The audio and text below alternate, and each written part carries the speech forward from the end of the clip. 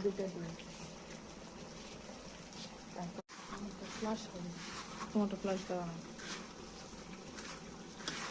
চিনি, তারপরে চিনি দিয়ে চিনি সুজি এটা মাখতে আর হবে। দুটো ডিম। এখন মাখা দুটা দিয়েও করলে হবে, একটা দিয়ে করলেও হবে, মানে ডিম দিয়ে যতটুক মনে করে যে সুজি লাগে, একটা ডিমের যতটুকু যতটুকু সুজি লাগবে বা দুইটা ডিমের যতটুকু সুজি লাগবে। এই যে নরম হয়ে গেছে, এখন আবার সুজি দিতে হবে।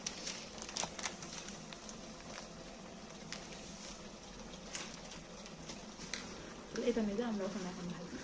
হ্যাঁ, এটা ওই চুলাত নিয়ে ভাজি। এখানে আগ দিতে হবে। হ্যাঁ, তো অত আর দেরি করো না, টাইম লাগে না। তো যদি গুস্তের পাতল ওটা নিয়ে তুলে দাও। হ্যাঁ দাও। পাতিলটা হবে না, এটা কালি আলা থাক। বলো করেছি, তেলগুলো পুড়ে গেল। তারপরে এরকম মুষ্টিবদ্ধ করে এভাবে দিতে হবে, বড়ার মতো দিতে হবে। তারপরে দেখবেন যে ভেজে গেছে, তখন মনে করবেন যে কালার হয়ে গেছে, একেবারে পুড়েই গেছে তেলগুলা। নাড়া দাও।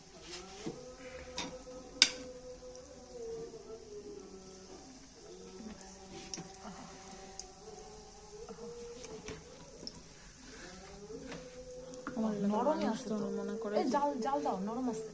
আমার এলাকার মানুষজন জানে যে আমি কোনো কাম করা কেন।